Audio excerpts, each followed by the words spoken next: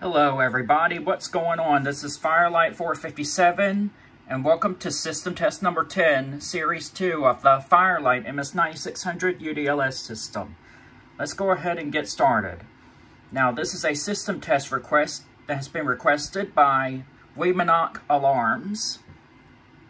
And before I go over the devices,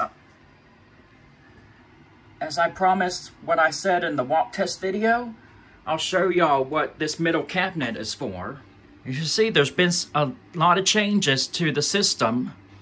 You see the relay modules are temporarily up there above the middle cabinet, and I'll show y'all why in just a little bit.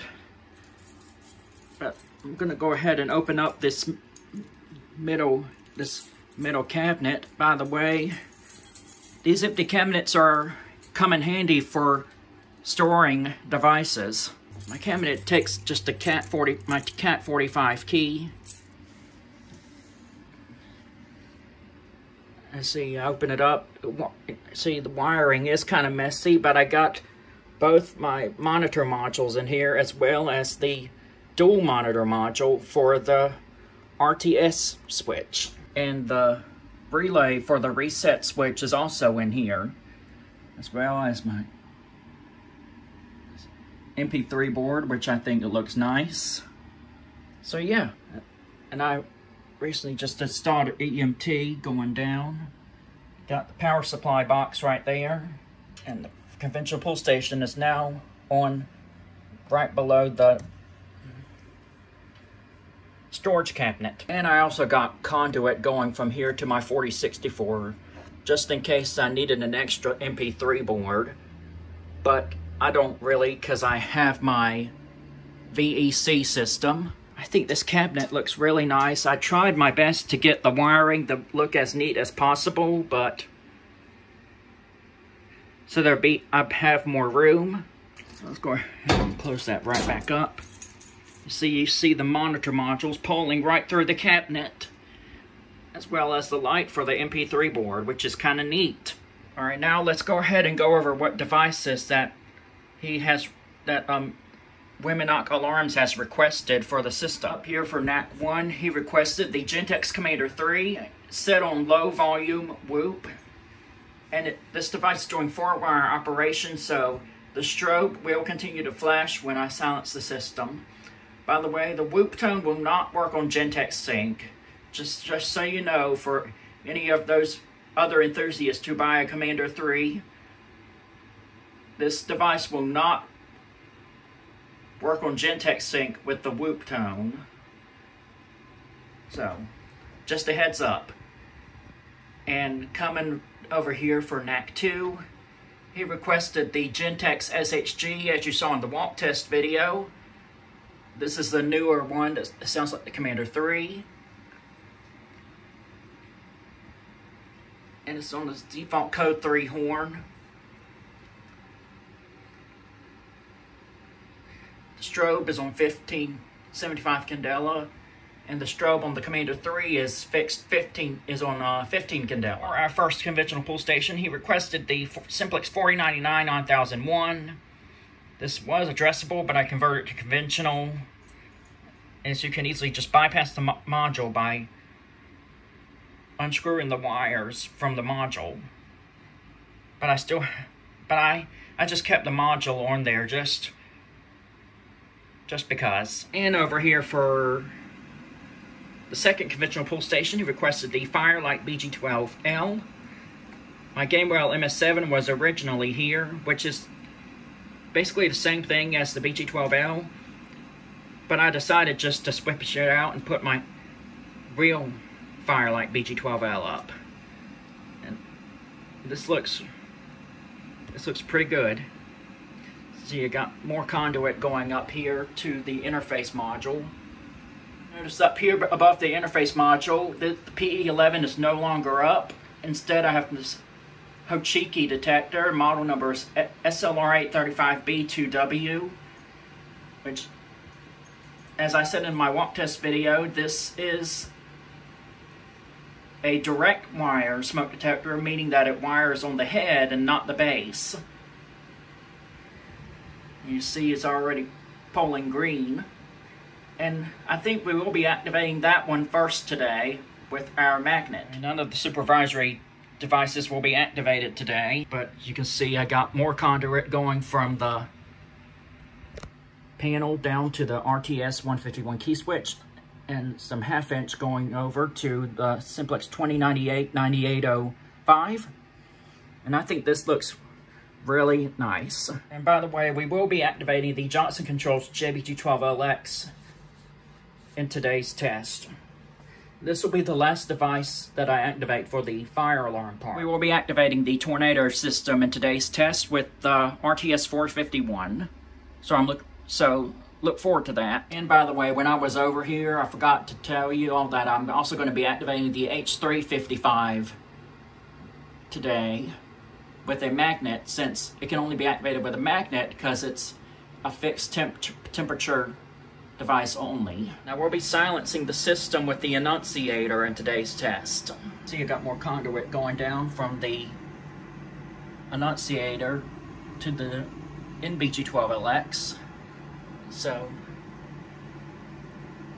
after the system test video, I'm gonna show y'all what's gonna be happening. Alright, and before we start the system test, I'm gonna go ahead and make a quick announcement over the microphone and then put hearing protection on. May I have your attention, please? May I have your attention, please? We will be testing the fire alarm system at this time. Please disregard all signals. Again, we'll be testing the fire alarm system at this time. Please disregard all signals. Thank you. Alright, so here's what's going to happen. I'm going to activate the Hochiki detector first, and then the H355, and then reset from the annunciator, and then we'll pull the BG-12L, the 4099-9001, and then the JBG-12LX. Alright, so headphone users, I recommend that you please turn down your volume. Alright. So let's go ahead and activate the Hochiki detector with my magnet. And when it activated, the LEDs will turn solid red, just like a FSP 851 would. So,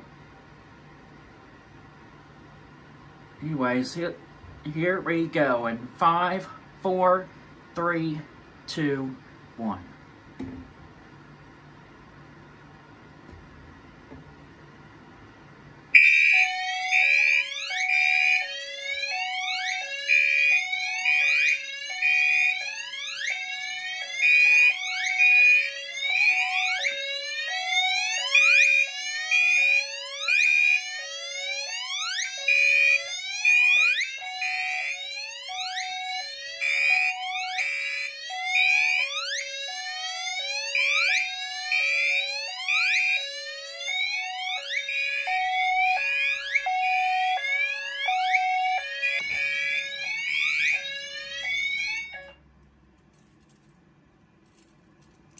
By the way, I do apologize that it still shows it as the Siemens PE11, but I'm going to fix that eventually.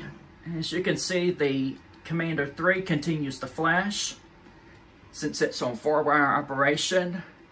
No audible silence on the SHG because it's on 2-wire operation mode, as well as the E70. All right, now we're going to go ahead and re-alarm again with the Fire-Lite H355. Here we go in 3, 2, 1.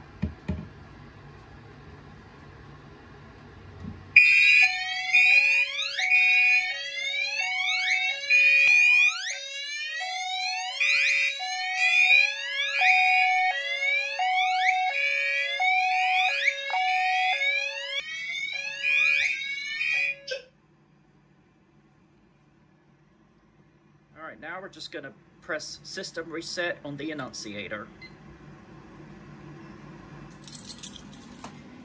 Alright, now on for the pull stations. So, first up, we're going to go ahead and activate the Fire-Lite BG-12L in 5, 4, 3, 2, 1.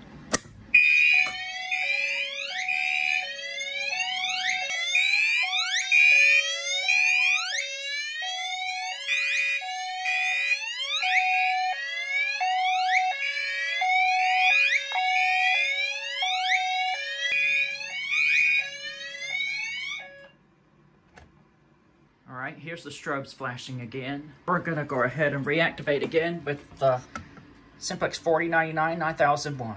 Here we go.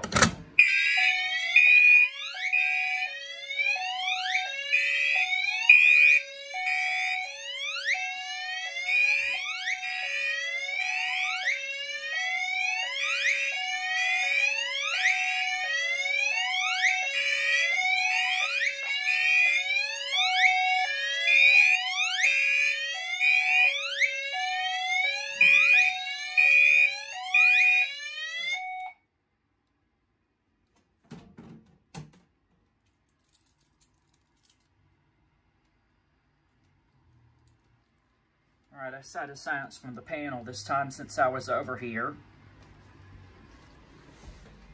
Now for the final activation, we'll activate the Johnson Controls JBG-12LX. Here we go.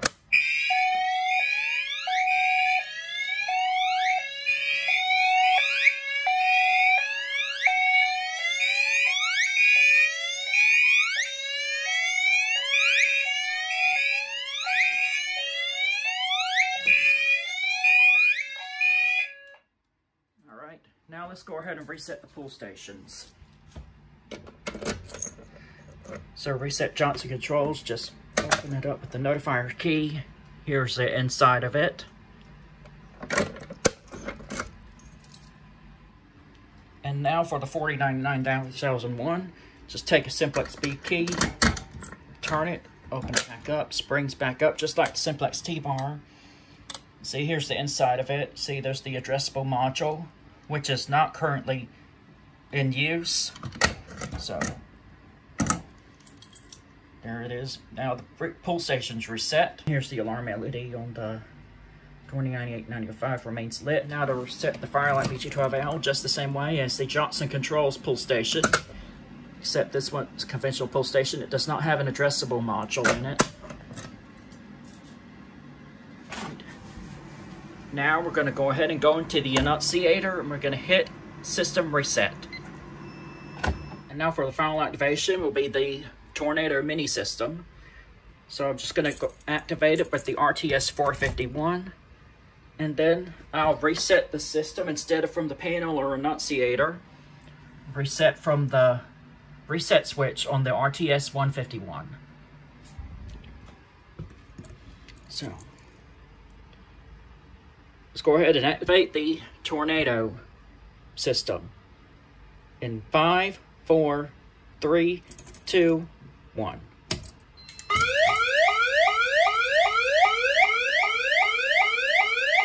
May I have your attention, please? May I have your attention, please?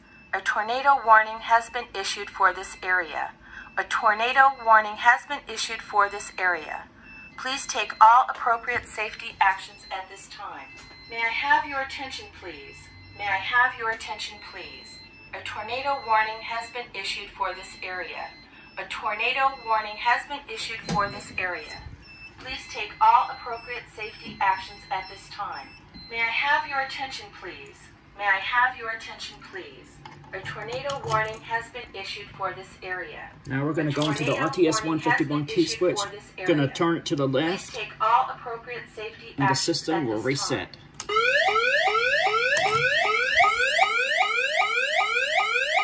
May I have your attention, please? May I have your attention, please?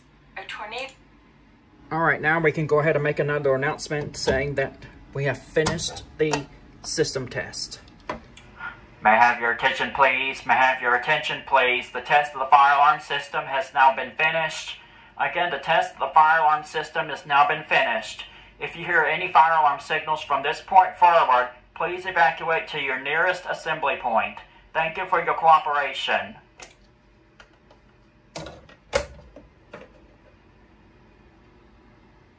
Alright everybody, this is going to do it for system test number 10 of the Fire-Lite MS9600 UDLS system. Special shout out to Whemenoc Alarms for requesting this setup. Be sure to check him out. If you want to, you may comment down below in the comments, and I will see y'all in the next video. Wait, what is this? It's a here's a bonus of what's going to be going on in both of my systems. So as you see, I've been currently installing EMT on my systems to start making it look more professional. By the way, these two control modules are going to be moved, and the fault isolator module is going to be moved to right there. All the control and relay modules are going to go right above here. And these boxes down here are going to be removed. As you see, the relay modules, they will no longer be up here, they will be up there. And these two modules will also no longer be right here. More EMT going down to the second conventional pull station. Right now, I'm redoing my addressable system. The conventional system I'll do at a later point this year, but I'm not really in a hurry to do all of it at once. So right now, I'm just focusing on redoing the addressable system. So that piece of conduit is going to be going down, as well as the box for the Hochiki detector. And I'm going to have some 3/4 inch going up here from the interface module. The detector will be right here, and then more conduit will go from the detector, come all the way over here, and down. There's going to be a box right here with a extension ring where I'll have more 1/2 inch conduit going from the extension ring over to the Johnson Controls relay module for the APA 151. And I have more 3/4 inch going from the box down to the annunciator. So yeah, this is going to be a big project, and I'm really looking forward to it. And I know it's going to be hard work, and there'll be more 3/4 inch going from here up to the NAC 1. And all this will be 3/4 inch pipe going down from here to the E70. That elbow piece is going to be removed. Here's the box for where the fault isolator module is. And yeah. Anyways, stay tuned and I will show y'all the progress once I go ahead and get started. So I'll see y'all in a new beginning, everybody.